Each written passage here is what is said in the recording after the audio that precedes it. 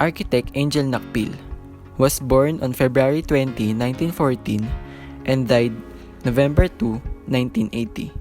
Was a leading Filipino architect. Nakpil was a nephew of architect and national artist of the Philippines, Juan Nakpil. Angel Nakpil was born on February 20, 1914. His parents were Enriqueta Sancho and Ramon Nakpil.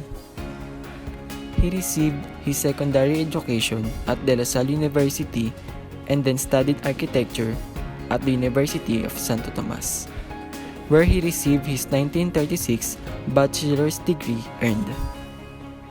He then moved to the United States, where in 1940 at Harvard University, a master's degree completed architecture. One of his teachers there was Walter Gropius, the founder of the training Bauhaus in Germany. Nakpil died in 1980 at age 66. He was married to author Carmen Guerrero Nakpil, with whom he had 3 children. One of them was Luis Nakpil, who, like his father, would become an architect. Before his marriage to Carmen Guerrero, he was married to her death with Carmen Diaz. With her, he had 2 daughters.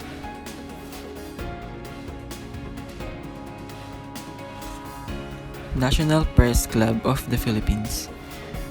The building is located in a 5,184.7 square meter property in the heart of Manila on Magallanes Drive, beside Jones Bridge and the National Post Office building on the bank of the Pasig River in Intramuros. The land was donated by the Philippine government under Republic Act No. 905 during the time of President Elpidio Quirino. The building, which houses the club's headquarters, offices, and facilities, consists of a 4-story main building, a 4-story medical and dental clinic, and 1-floor annex building. Its main building is an architectural treasure, having been designed by the late Angel E. Nakpil and was constructed by Alberto T. Abaya as one of the modern and first earthquake-proof buildings in the Philippines. It was inaugurated in 1955 by President Ramon Magsaysay. Lopez Museum. The Lopez Museum and Library first opened in 1960 to serve as the home of a vast collection of rare Filipiniana publications, maps, artifacts, and fine art pieces owned by the Lopez family patriarch Eugenio Lopez Sr. In fact, the first home of the museum and library was located right beside his house in Pasay near the Manila Bay. The museum and library being a 4-story structure designed by Angel Nakpil. The Chronicle building was originally completed by 1971 to serve as the home of the Manila Chronicle, the newspaper publication owned by the Lopez family. It was 6 stories high and one of the first buildings to rise in then barren Ortigas Center Business District.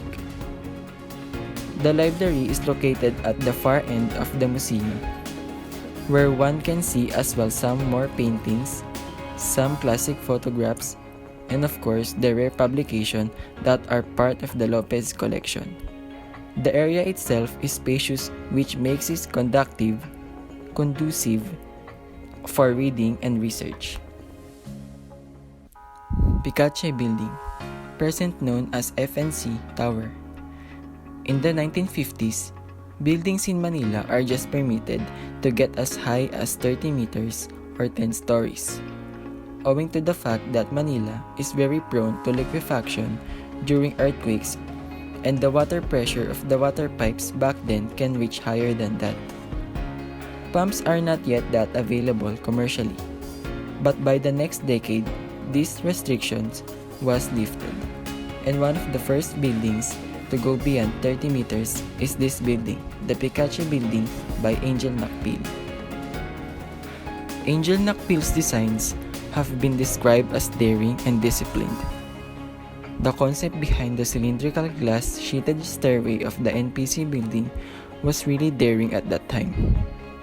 But the structure was also designed that way to keep the vertical traffic of the multipurpose building away from the normal functions of each floor. In 1974, Nakpil was given the Patnubay ng Sining at Kalinangan Award by the City of Manila.